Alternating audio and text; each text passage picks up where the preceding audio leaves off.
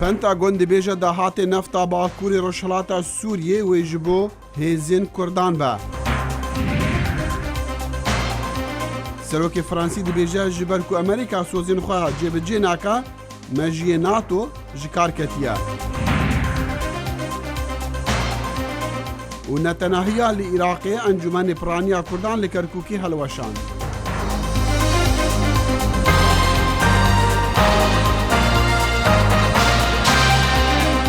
سلام و ریز و هیوید دما خوش دگل کرد کنکشن جدنگی امریکا لواشنطن. لامینی شو سلاوتان لیویتو بخیر بینو با برنامه کرد کنکشن.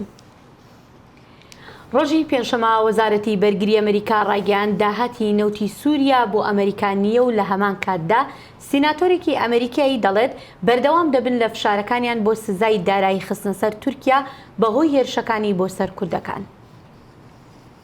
ڕۆژی پێنجشەمە لە کۆنگرێکی ڕۆژنامەوانیدا گوتەبێژی وەزارەتی بەرگری ئەمریکا گوتی داهاتی کێڵگەنەوتەکانی سووریا بۆ ئەمریکا نییە بەڵکو بۆ هێزەکانی سووریای دیموکراتە.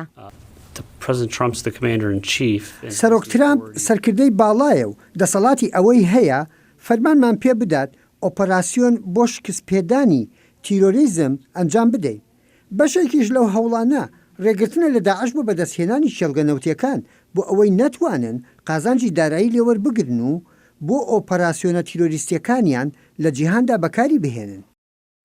بەڵام لە ڕابردوودا سەرۆک ترامپ گوتبووی ئێمە ئێستا شەڕ بۆ نەوت دەکەین و پێویستە ئەمریکا بتوانێت دەستکەوتی هەبێ لە داهاتی نەوتی سووریادا. سەرۆک ترامپ لە مانگی ڕابردوودا بڕیاری کشانەوەی هێزەکانی ئەمریکای لە سووریادا و هەروەهاش هەر پاش ئەوە تورکیا هێرشەکانی بۆ سەر کوردەکان لە باکووری ڕۆژهەڵاتی سووریا دەست پێ کرد.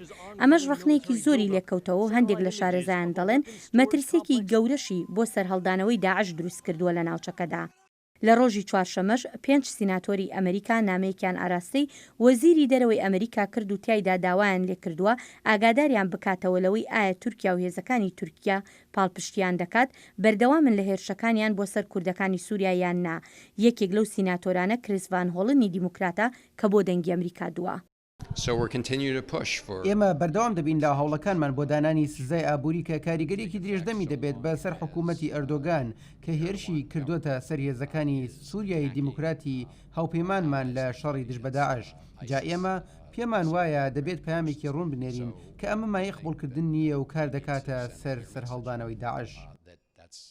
ئەو سیناتۆرانە جەختیشیان کردەوە لە کۆنگرێز بەردەوام دەبن بۆ دەرکردنی بڕیارێک بە ئامانجی پاراستنی کوردە هاوپەیمانەکانی ئەمریکا و هەروەها نیشاندانی ڕازگۆیی ئەمریکا لە بەڵێنەکانیدا.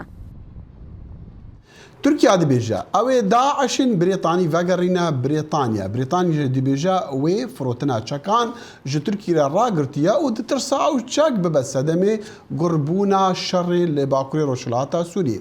اف گرژی ناوروکی نامه که پارلمان بریتانی بو جکار بدستین ترک را گلو راسیا و نامه چیا ناوروکی و چبو و قی ترکیا برسف دایا روزنامه‌وان زوزان یشار جستودیا لندن بمره زوزان خان سپاس جبو دمیتا وان پسیارین کرد عمل بنده برسواتنا.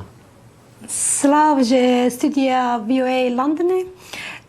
بله سری اولی دید لجگرک ولاتان رخناج بوی اپراسیون ترکیه ل همبری سوریه روجاوا گلک ولاتان کر لیدوی روشه دا بریتانیا چکر ام هنک لسر ویب سکنن نامه اکی لور هیه خواندکاره کی زانینگه ها بریتانیای خواندکاره کرده کی کج بریتانیای ناوی دوین حوزی نامه اکج وزارت بریتانیا را شانده بود. وزارت بریتانیا برسواوی دا اندریو مورینسون ده نامه خدا دیار لسر سه خالان سکنی گفت اف ایریش به راستقین پر ضرر ده هریمه و یادنجی گلک باندوری لسر چیتکه که تکوشینا شرمه لهمبر دایش گلک لاواز دکه دیاسیمی جی گفت پیکرنا ما فی مروان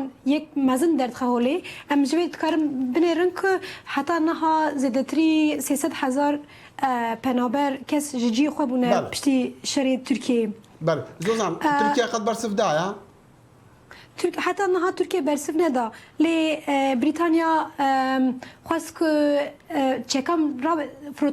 چکان را وستینه لهمبر ترکیه و ترکیه جی لهمبر وی ده رولان بکارتینه یک شاندنا اندامین داعشه که دگرتیگه ترکیه دانه یادن جی پنابرین 3 میلیون و نیف پنابرین لترکیه وکی ده گافان جبوی اروپای بکارتینه که اپراسیون خالوی بردام کرد. زوزان خان خواست بکرتی مثلا کو ترکیا قفان دکا او داعشن بريطاني فقرنا بريطانيا حالا چند يعني بريطاني چدي بيجنا فيك وچند بريطاني ان داعش دست تركان ده نجبوكو بكارم فقرينن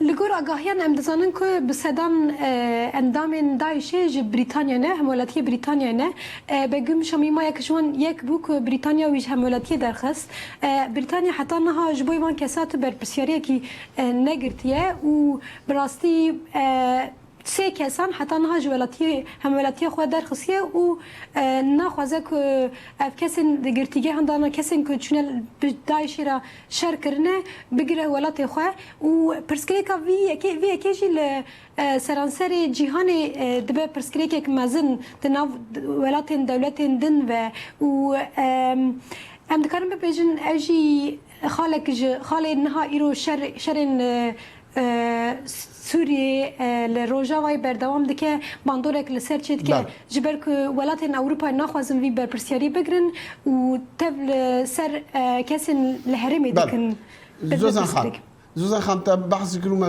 دسبيك جي بحث كل تركيا يعني حكومتها بريطاني قوتيا وين فروتنا تشكان تركيا راغرتي قالوا غافا كواسا وي علي كاربا كو فشار بك بسر تركيا اوبراسيون خا دباكو روشلاتا سوريا دا راوستينا قصدك وقت شوبينم بريطانيا رولا كوي پر بچوك هيد وي شريدا راوستندنا چكا تنه دكاره به استنگ د نابره تکلی دولتا بريطانيا و تركيا ليج بوي راوستندنا شهر لهرمي لروجاوي ناب برتك كي كو تركيا وی شهر راوستینه جبر که دوی دردا رولا هری مزن رولا امریکای بريطانيا پر رولک بچوك بخواه هيا لودري بله باشا عزوزان خان ما تزانم يعني ناخذ بحثي بتني بريطانيا بكون لاوروبي بقشتي تشوكا ايرو وزير درفي امريكي لروشنا كده لالمانيا تدان زاني كومبريناتو هنا دبيجا يعني او غازندا اوروبيان جي امريكا مثلا فاكيشان هيزن خواج سوريا هيا هلبت لي وزير درفي امريكي دبيجا ورن اوروبي كما اونجنا اونجواني اليكاريه بكن قالوا اكتي اوروبي چندي اماده اليكاريه با نهاب بريطانيا وقت دبيجي کو رولي نقل كي مازنا يعني ولاتن اوروبا جي دوی روشيدا نپر خودي رولكنه وكي كو ام ببيجن چن ولات فرنسا المانيا فنلنديا اوانا جي چكان راوستاندن كرن بريا بريطانيا او كرن و سروكي فرنسا بخوا تكلي بريطانيا لداني كو راوستينن لي دوی هلیدا از دکارم ببیجم که جبر پرسکریکا پنابران و جبر که پرسکریکا اندام داعشه که ترکیه وکی گاف بکارت تینه لهمبر وان رول وان جی که من نکارن ام بیجن تکلیین خواه ترکیه جبر که رولاوی مزنه د ناتوی دا و جبوی اروپای اوجی خالکی گرینگه یکیتین اروپای جی ویدیار کر که رخنه کرن لهمبر ترکیه لی مخابن جی رخنه کرنه و آن چند کریاران زیده تر تشتک نهاتیه کرن حتی نها لهمبر ترکیه زوزان بسالمنا داوي او قالك دنگ بلند بونا الهرج هي بترجع لاوروبا جي دي بيجن كوت يا تركيا ديكار رومالا نجاديه لباكو روشلاتا سوريا ديجي كردان بتايبتي ميديا قالك جارن اف بحثا كرنا من دخواس ليفينات شمر بيجي چندي وي كاريگريا وي هبيان چندي او كاريگرن لسر رايا گشتيا اوروبيان بله رای گشتی اروپای رولکی گرینگ د شهر روجاوای دا جبر که حتی نها روجاوا پر نبو بو ناوروکا وان و که ترکیه لهمبر روجاوا شهر کوسا درخست ولید دست پیکر لگرم پری اروپای مدیا گشتی برتکێک مەزن نیشاندا تکاری لە بگەلمپەری ببینی ku lê piştî rawestandina şer Tirkiye êrişên xwe berdewam kir ev jî êrişên xwe berdewam kir lê ev di medyaya biyanî da pir dernakeve holê ji ber ku li gor Ewropayê em li ber daxuyaniyên Amerîkayê ev şer hatiye rawestandin û berdewam nake lê em hê jî dibînin gelek sivîl û gelek kes li şer li wê derê ji ber bombebarankirina dewleta Türk jiyana xwe ji destan û hatin kuştin lê pir di medyaya biyanî da rastî piştî rawestandina şer cih nagire em dikarin bêjin. تبێژی ئەو مەسەلا پلانە تورکیاش بۆ دامازراندنە هەرێمەک ئارام بێشەر لە سووریاوەی سەر بکەڤایانە لە گۆڕە باوەریە بریتانیان بکورتی زوسەر خانم. Evenek li gorî menfaetê dewletê din jî giring e em dikarin bibêjin rola Rûsyayê, Sûriyayê em bêjin rola Amerîkayê ji vê menfaetê wan çin e û ew dikarin li vê derê bi çawê bikarbînin. Heta niha Tirkiye dest bi kontrolkirina çend cîhan kir û hewl dide ku penaberan bi cîvkê lê heta niha Ankarayê ji wê de نما gelek spas diyara وەستیوان ji girêdayî ئەمریکیانە زوزانی شار ڕۆژنەمەڤان ji سودیا لەندەنی بمەڕە بۆ gelkî سپاس.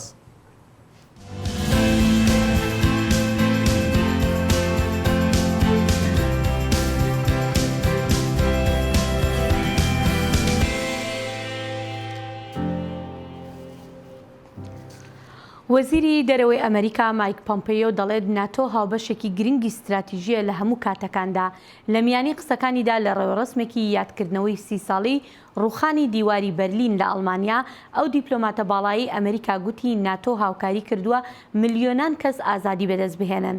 قسەکانی پۆمپیۆ هاوکاتە لەگەڵ لێدوانێکی ئیمانوێل ماکرۆن کە دەڵێت ناتۆ دووچاری لەدەستدانی مێشک بۆتەوە.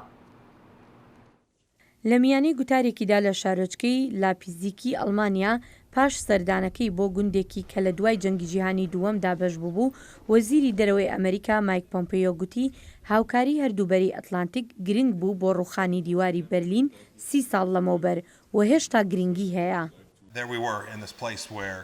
ئێمە لەو قۆناغەدا بووین کە وڵاتانی خاوەن بەهای دیموکراسی پێکەوە لە نزیکەوە کاریان دەکرد بۆ گەیشتن بەوەی کە لە ساڵی 1970دا ڕوویدا و پاشان ئەوەی لە ساڵی 1990 یەکگرتنەوەی ئەڵمانیا کارێکی بێوێنەیە کە ئازادی هێنایە گۆڕێ و ملیۆنان خەڵکی لە ڕەوشێکی زۆر خراپدا ڕزگار کرد.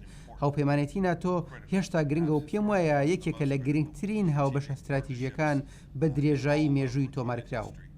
ئەم ستایشکردنەی ناتۆ لەلایەن پۆمپیۆوە پاش ئەوە دێت کە سەرۆک ماکرۆن لە وتوێژێکدا بۆ گۆڤاری ئیکانمیست ڕایگەیان هاوپەیمانێتی هەردووبەری ئەتلانتیک دووچاری مێشک لە کارکەوتن بۆتەوە و ئەوروپا ناتوانێت پشت بە وڵاتە یەکگرتوەکانی ئەمریکا ببەستێت بۆ بەرگریکردن لە خۆی.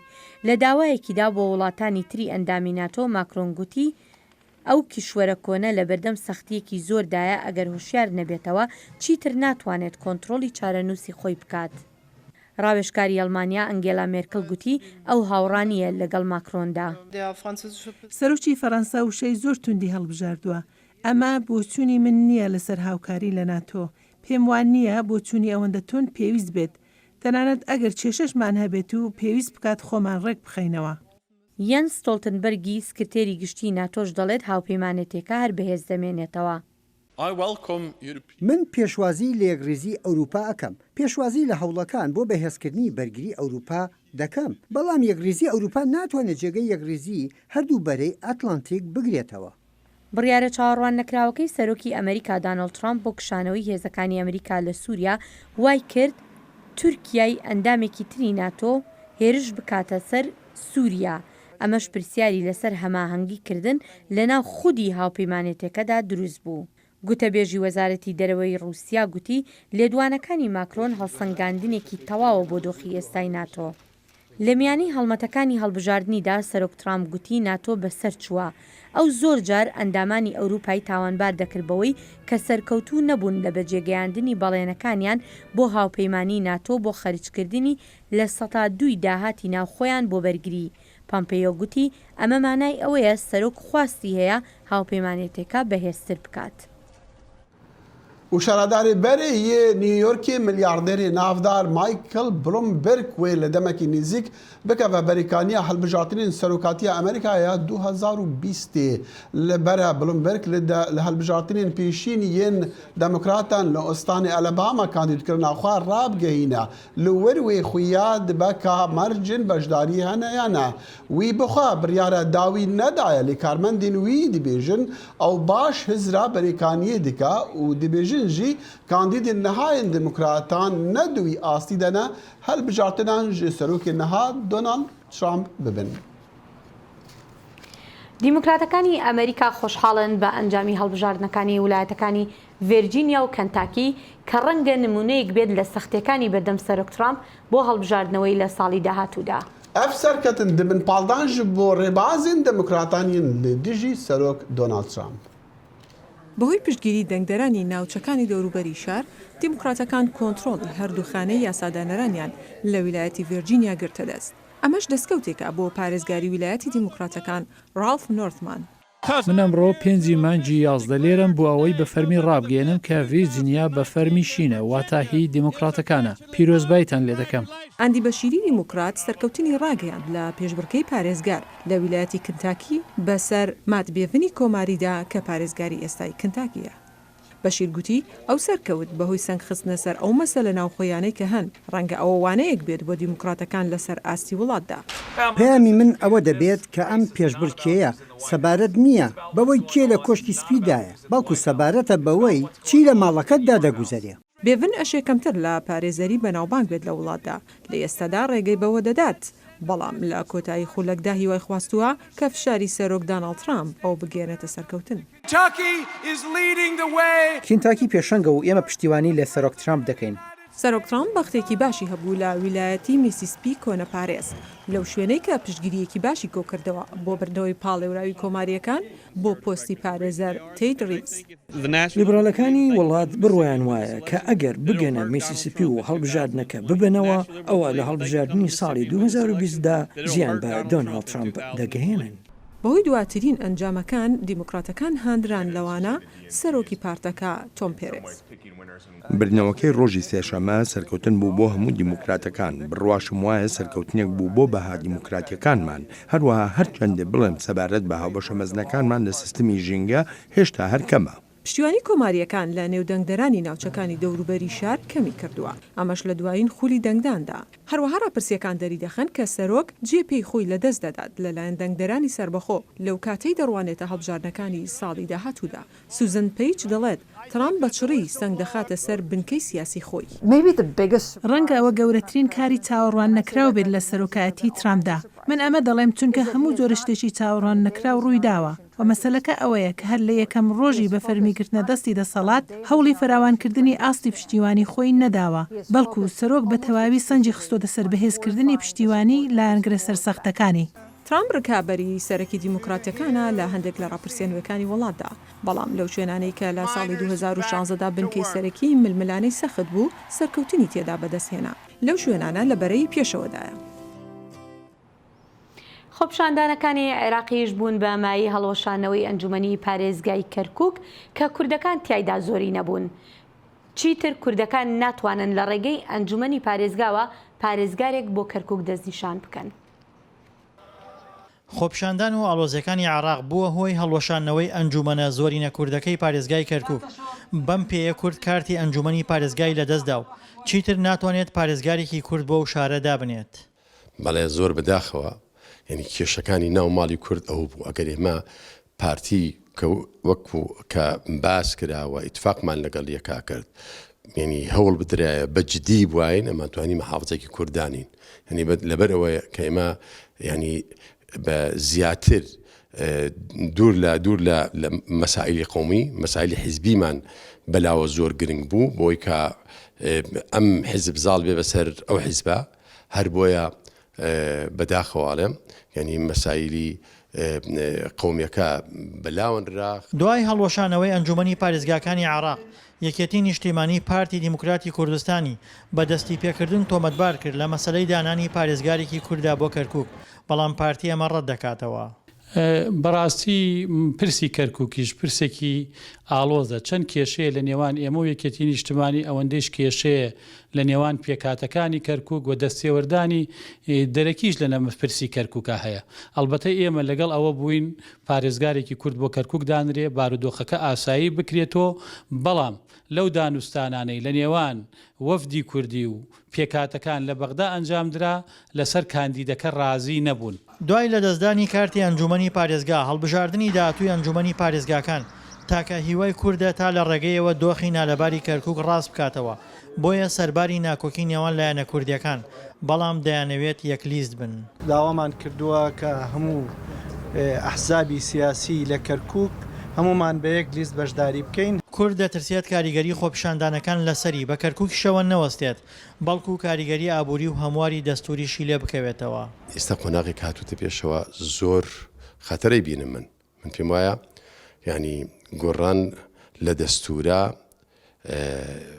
خەتەرێکی زۆر گەورە لەسەر ئاستی کوردستان هەیە و بەتایبەت مەسەلە ناوچە کێشە لەسەرەکان و مۆزوعی فیدراڵێت و مۆزوعی ئێمە لەگەڵ بەغا بۆیە من پێم وایە ئەم دەستورە ئەگەر دەستکاری بکرێ ئێمە ئەو وەفدانی کە ئێمە کە بمانوێ بەشدار بین ینی وەکو کورد لە هینەکانە ینی دەرەقەتی ئەوە نایەن کە بەرامبەر بە لایەنەکانی تر. هەرێمی کوردستان بە نیگەرانیەوە لە دۆخی عراق و ئاراستەی ناڕزایەتیەکان دەڕوانێت لەوە دەترسێت ناڕزایەتیەکان کۆمەڵێک بڕیاریان لێ بکەوێتەوە کە زیان بە پێگەی کورد لە چوارچەوەی عراقدا بگەێنن. دڵشاد ئەنوار دەنگی ئەمریکا کەرکووک. پەرلەمانی بریتانیا بۆ دەمی 5 هەفتەیەن کەمپێنە هەڵبژارتنان هات ji kar xistin Serokvezîr Boris Johnson rastî neyarê xwe çepgir dibe ew daxwaza hilbijartinan dike bihîviya wergirtina piştevaniya Pêtir ji plana xwe ya derketinê ji Eketiya Ewropî. Gelek dengderên Brîtanî ji ber derengiyên pêvajoya Brexitê bifîkarin. پێدویەک و چێ ببە لێ ئەم ji بەندەواریە عاجز بوونە ئەم لەسەر لێوا کێرێنە هەکەر هون بۆ ژیانە ماڵبات و zarokên xwe dixebitin ev gelek dijwar e. Ji bo hûn mirovên wekî li bajarokê piçûk yê Workingtonê pirsgirêkên dijwar hene. Gel bawerî bi xizmetên tenduristiyê teveyî dikin. Ew bawer dikin ku hewcedariya me bi bêtir kar, firojgeh û bankan heye. Tiştên girîngtirî ji Brexitê hene. ew dê bandorê li ser jiyana kesin normal neke. Ew dê bandorê li ser kesin mezin bike. Loma ew kes Brexitê dixwazin. Serokwezîr Boris Johnson mecbûr e wan kesên ku pîşwaniya wî dikin qayîl bike. If I come back here with a working majority in Parliament, dema ku veger vê derê bi piraniya endaman di perlemanî da ez ê perlemanê nû di roja yekiya meha kanûnê da ji bo we çalak bikim. Em ê danûstandinan bikin heta gehên rêkeftinekê derbarê Brexit di meha Şuatê da da ku rêya şiyanên vî welatî vekirî be. Hevrikê Serekê Johnson, Serokê Partiya Kedê Jeremy Corbyn dibêje ku konservatîv tenê bo dewlemendan dixebitin û bo karkerên Brîtanî hikûmetek ku bo wan bixebite pêwîst e. Together we can do something spectacular. We can transform people. Bi hev re em dikarin tiştekê bi hempa bikin. Em dikarin hêviyên mirovan bi kompanyaya xwe û bi biryardariyê bigorîn. Wê demê ew ê civak û xelek ew ê xwe bi pajde nekişînin û li pajde neyên hêştin. Ev dema guhertinek rastî niye. Anket nîşan didin ku Johnson bi ferqekî mezin li pêşiya Corbyn e. Lê di çend rojên paşîn de ev ferq kêmtir bûye. Serokê Partiya Brexit Nigel Farage dibêje Johnson dikarîbû tiştên zêdetir bike da ku piraniyê îkna bike. I've urged Min daxwaş ji Johnson û ji yên din kir ku em hevalbendiyekê veqetandinê ava bikin. Ger em ji konservatîfan, ji Partiya Brexitê û ji hîn kesên Partiya Kedê ve hevalbendiyê damezrînin em ê di hilbijartina de bi ser kevin. Li mixabin siyaseta Brîtanya pir kevnare ye.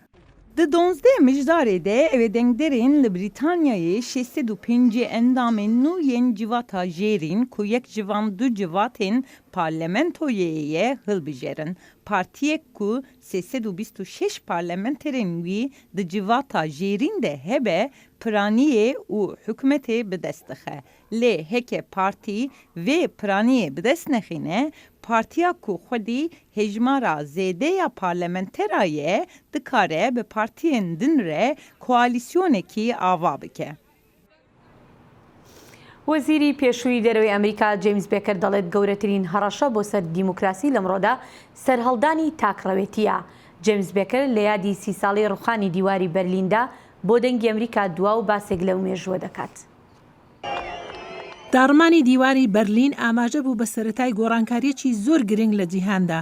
ئەوەش وەزیری پێشووی کاروباری دەرەوەی ئەمریکا جیمز بێکەر لە دیمانەیەک لەگەڵ دەنگی ئەمریکادا دەڵێت.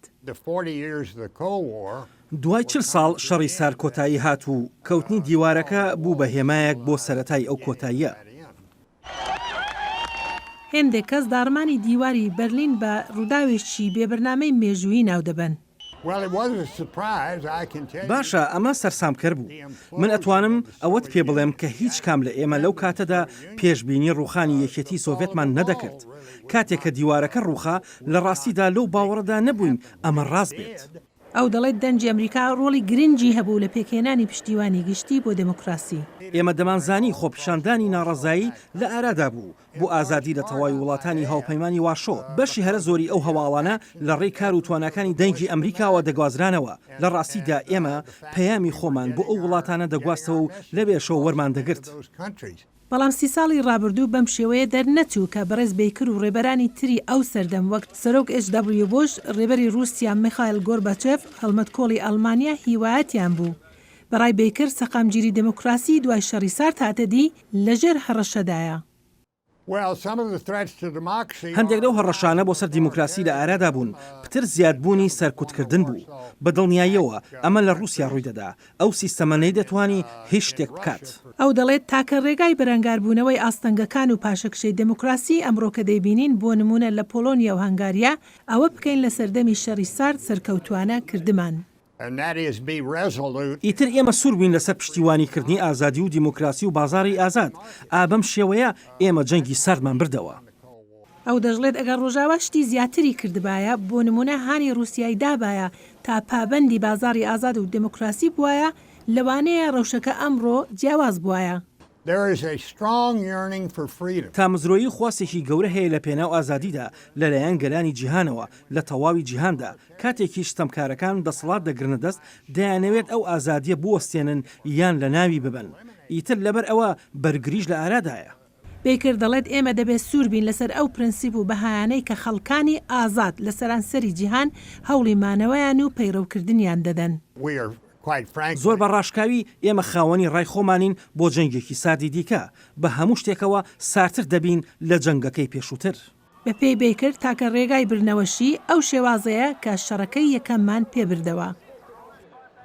بهیڤیادە من خۆش، خدا حافظ.